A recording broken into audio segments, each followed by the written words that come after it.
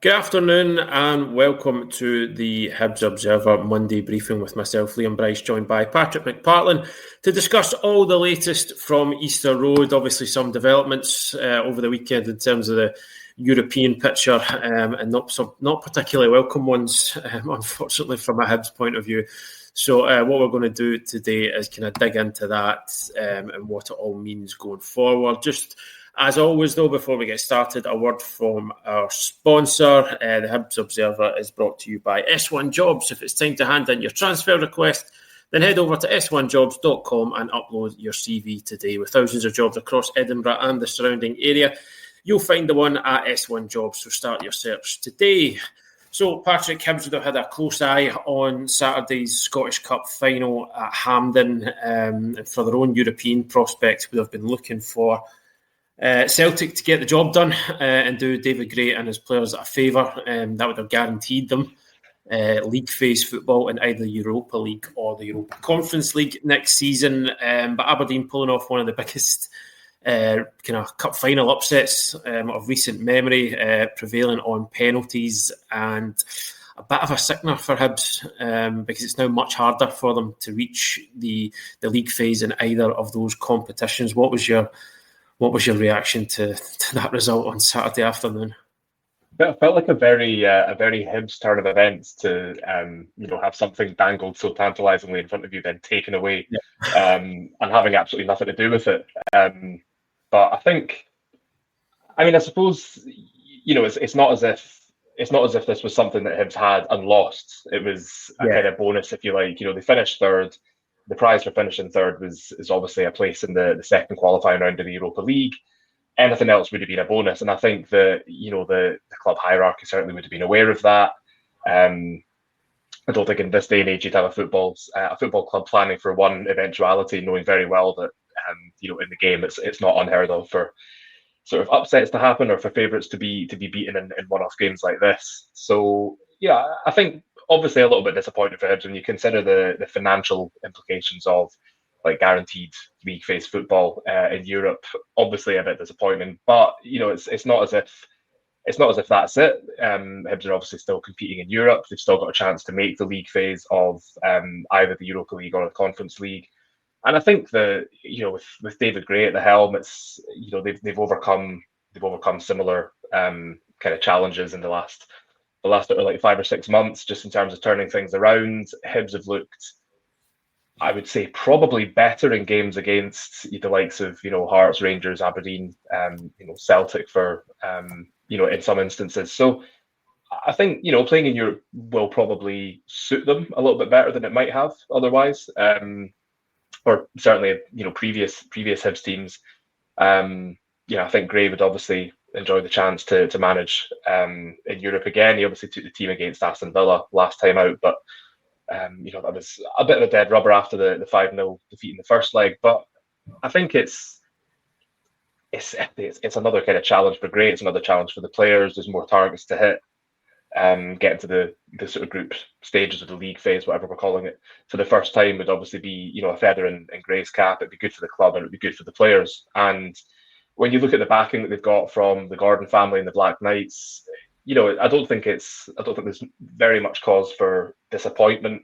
The outcome of Saturday's game, yes, it would have been a nice bonus, but at the same time, Hibs are still in Europe. They've still got a chance to get to the league phase of either competition, and I think that has to be the focus. And just on the cup final, I think anytime that a team outside of Celtic or Rangers is winning a domestic trophy, I think that's obviously good for the Scottish game. Unfortunately, the last few times seems to have been at the expense of Hibs in one way or another. You think back to 2021 where St Johnstone beat Hibs in the cup final, and then Saturday where Hibs were hoping to benefit from Celtic winning and didn't. But it's still an exciting time. There's still the possibility of getting a favourable draw in Europe, and I'd say there's still probably a lot to look forward to, even though it's maybe not the European adventure that some might hope for.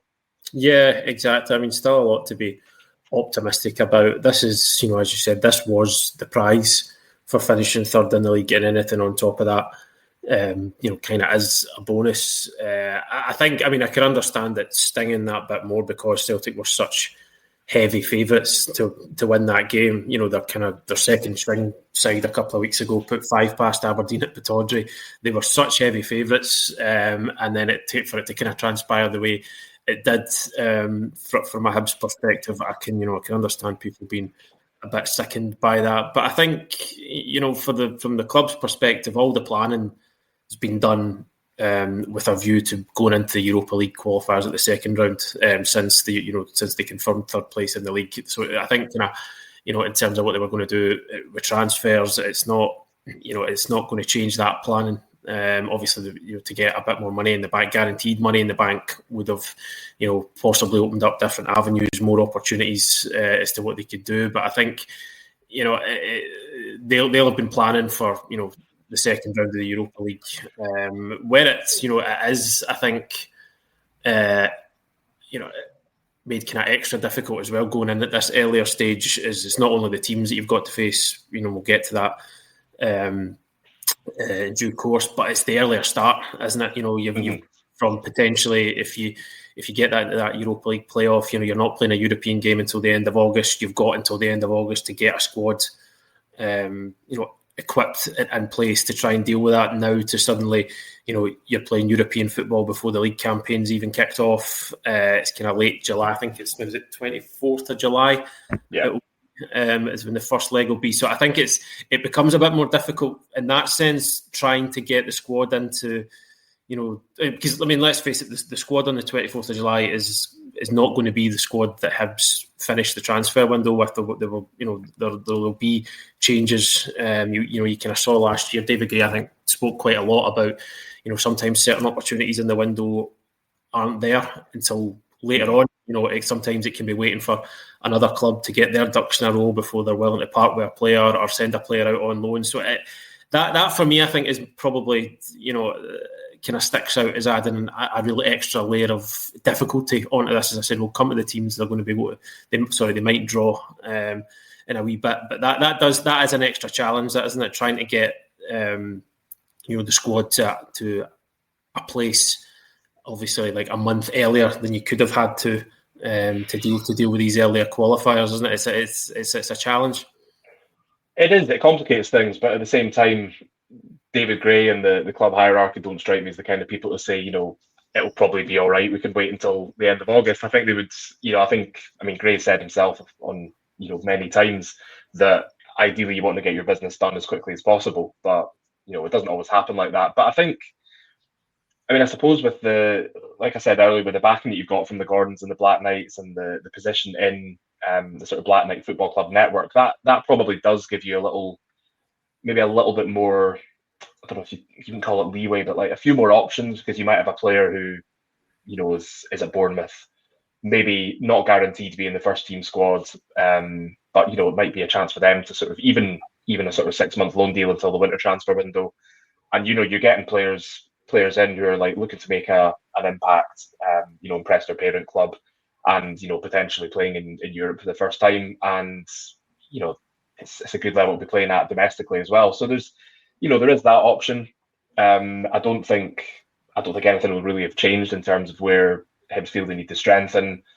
Just because they're sort of starting earlier than they might have. So I don't, it does complicate matters, but I don't think, I don't think there's an awful lot of sort of back to the drawing board sort of approach from Hibs here. I think, it's one of those situations where they would obviously like there to be a greater amount of time between now and when they have to start playing again, but it is what it is, and they'll just have to deal with it. I think in Gray, you've got a head coach who's kind of very pragmatic with these sorts of things, and going back to his never getting too high, never getting too low. I think it's just one of those things that you prepare for the for every eventuality, and then you're not sort of shocked, you're not caught out or anything like that. But you're right, it does complicate things, especially when you've got players at Easter Road who might not be wearing a Hibs shirt come the end of the transfer window, but you might be going to them and saying, this is really awkward, but if you wouldn't mind doing a shift for us in these couple of games before we sort of like push you out the door, that'd be really useful. And you've got players, so that it could on the other side of that, you'd have players who think, well, this is a chance to kind of impress on European stage. And if they are looking to get a move before the end of the summer transfer window, then that could potentially, put them in the shop window. They get a few more eyes on them by, playing in continental competition. And, that works for that works for everyone. It works for the club, it works for the player. So, there's a lot of moving parts, and, I think it'll be interesting to see how Hibs approach this, with, as you say, a kind of shorter amount of time. Because I think a lot of it would have been, regardless of what stage of Europe, it would have been, can the club put together a squad that can build on, certainly the second half of the season that's just gone. Because we've seen a lot of clubs who finish third and compete in Europe and then struggle, domestically the following season. We even saw it with Hibs the last time they were in Europe, that even if they were getting results on a Thursday night, they were really struggling at the weekend on domestic duty, and it sort of led to Lee Johnson losing his job after just 3 league games. So, I think the club will be aware of that. I think they'll have seen certainly how it impacted Hearts in the season just past. And, that'll be something to think about. It'll be something to be wary of, and, something that I think will probably aid in the planning, sort of recruitment and otherwise. So I think yes, there's complications, but at the same time, I think, the club seems to be in a good place at the moment. And, I think you would feel reasonably confident that, between sort of the coaching staff, the hierarchy, etc., you would be able to get, a squad in place that's capable of not just kind of competing, but, potentially getting to the sort of league phase anyway. So, an interesting few weeks coming up. Yeah, absolutely. And we'll find out in a few weeks who Hibs are going to play in the second round of Europa League qualifying. So, I mean, there's a few kind of loose ends, if you like, still to be tied up. Domestic league still finishing, domestic cup still to be decided. But as it stands, Patrick's done a really good piece on this on the Hibs Observer website today, if you want to check it out in more detail. 2 teams have already been confirmed as potential opponents. It's Braga of Portugal and Anderlecht of Belgium. Other names that could potentially come into the frame are Midtjylland of Denmark, Swiss sides Lugano and Young Boys. So, I mean, it's kind of... And then if you go a wee bit kind of deeper into it, it's... there's teams, assuming the highest ranked teams in terms of coefficient come through the first qualifying round, you could end up playing the likes of Shakhtar Donetsk, Legia Warsaw, Partizan Belgrade, Sheriff Tiraspol. So, I mean, all good sides. And I think it's all sides, I think, who are, decent pedigree in Europe, teams who are kind of generally in and around these competitions on a regular basis. So, I mean, there's not going to be any straightforward ties in this qualification campaign, is there? No, there are no easy games. There's not, but at the same time, I think it'd be very easy to look at the list of potential opponents as a fan and just say we're doomed. But I mean, we know Europe is not like that. We've seen Scottish clubs, fall to some pretty embarrassing defeats in recent seasons, and I include Hibs in that. Losing to Interclub Escaldes of Andorra not that long ago, and obviously, take your pick from other Scottish teams in Europe that have been beaten by teams that everyone's kind of thought they should be winning against. But I suppose the main thing is that, if Hibs are wanting to, be consistently competing in the top 3 or 4 of the domestic league, if they want to be getting to Europe on a regular basis, they want to be, competitive in both domestic trophies, then, you need to have a squad that's capable of dealing with that. You need to have, players who, can just sort of bring you that X factor that you maybe don't otherwise have. And, I think this is, again, it's like I said earlier, it's where being part of a kind of multi-club network maybe helps, because I think even Tim Bezpachenko was saying this when he was speaking after the recent sort of board update, and just sort of talking about, the fact that Hibs are playing in Europe does sort of present opportunities for other players within the group. Whether they be at sort of Lorient, France, whether they're at, at Bournemouth, like we mentioned, whether they're elsewhere in the group. So I think you do have that kind of draw that you can say to players, look, you can get a chance to play in Europe. And, that's when Hibs maybe maybe get players in who they might not otherwise be able to get, without the support of the Black Knights, without being part of the group. But I mean, you look at even the sort of like the year or the season just passed, there were some European results that were like truly quite crazy. And I know that if you look at the percentages or whatever, then more often than not, the seeded teams are winning, like the big teams are winning through. But it's not unheard of for them to be surprises, especially in the qualifying rounds.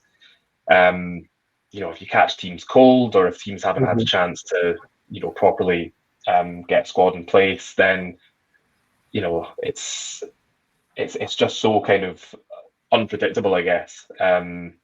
And I suppose that the other element of that is that when you look at Hibs under David Gray, like I touched upon at the top of the video, they are really kind of, I think, better equipped for dealing with different different challenges. And I think the teams that they come up against in Europe, a lot of them will be playing. They're not going to be playing sort of like backs to the wall kind of football like we sometimes see in the Scottish Premiership. It's going to be probably more attacking. When you've got a kind of two-legged tie, when it's the winner takes everything, then there is going to be a need to sort of play a certain way, and I think that suits Hibs. I think it suits the way they played under David Gray. I think it suits the fact that he makes a big thing about his players being flexible. So yes, they've finished the season playing in a 3-4-1-2, and it's been very successful. But having that kind of ability to go to a back five if you need to be more defensive, or going with like a single man up front, that kind of thing. That's obviously where that can benefit Hibs, and I think he does have that pragmatism to sort of think, you don't need to go all out attack in the first sort of 20 minutes of the first leg. That's previous managers maybe haven't had when they've been taking Hibs into Europe. They maybe either underestimated the opposition, or they've not had the sort of players at their disposal to carry out the game plan they want to play. But I think we've seen over the course of the season that Gray has really kind of grown as a coach in terms of tactically speaking, and I think that's been sort of illustrated by games against the likes of Celtic and Rangers. That yes, the results haven't always gone their way, but over the piece, I think they have been they have performed better. They've sort of put up more of a fight. There's been more of a challenge to teams that traditionally have been the unbeatable big two, if you like. So that would give me confidence. Looking at some of these ties and saying, well, obviously some of them are quite daunting. I think it's you need. I mean, we're talking about Aberdeen winning the cup against not against all odds, but against particularly heavy odds. Last Saturday, I think it's Young Boys would be a potential opponent for Hibs in Europe if there is a similar upset in the Swiss Cup, but they got a third tier side in VLBN, who have already beaten other sort of like higher division sides in the lead up to the final. And they're playing the sort of league champions Basel, so that should be quite. You would imagine that would be quite straightforward, but as we saw on Saturday, that's not always what happens. So I think a lot does depend on. Can Hibs get a pretty favourable draw? Can they, again as well, if you're away first or home first, that puts a different spin on it. But it's also depending who comes through the first round. I don't think there's any guarantee, especially in the sort of first round. I was trying to remember the stats from it. I think in the first qualifying round of the Europa League last season, I think 4 of the 6 unseeded teams actually went through. Which, you would think, assuming that the seeded teams go through based on coefficient, that's quite surprising. So, yes, that's the first qualifying round. It's a bit more of the Wild West there. You've got, a lot of teams from a lot of sort of very different areas coming together. And, we've seen it previously with Hibs, and they played the likes of Runavik from the Faroes and things like that. You can get some sort of crazy games, crazy results. So, yeah, some of the potential matchups do look challenging, but at the same time, I would argue there probably are some winnable ties in there that, if folk are just going off of sort of historic performance, then, that's maybe colouring people's opinion when actually, I think there are some sort of ties in there that you'd think actually the way Hibs are playing, and if they can keep this group together, then, they've probably got a decent chance.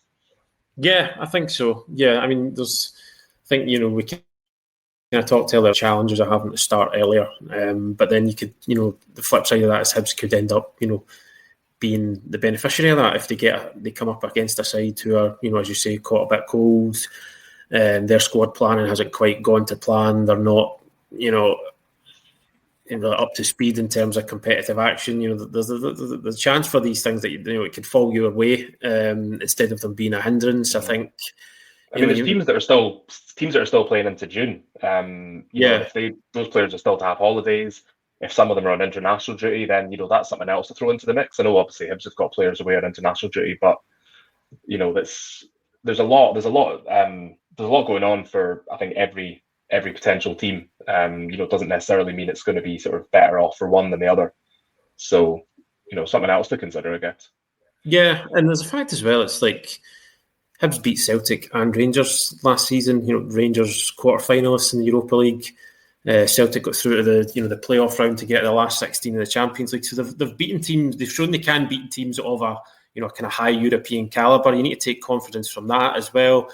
And it's just, I think, the disappointment of Saturday and not getting that guaranteed league phase. But I think the main thing to focus on has got to be that this is still a really positive thing for the club. It's a really positive thing for the fans. They're going to get some.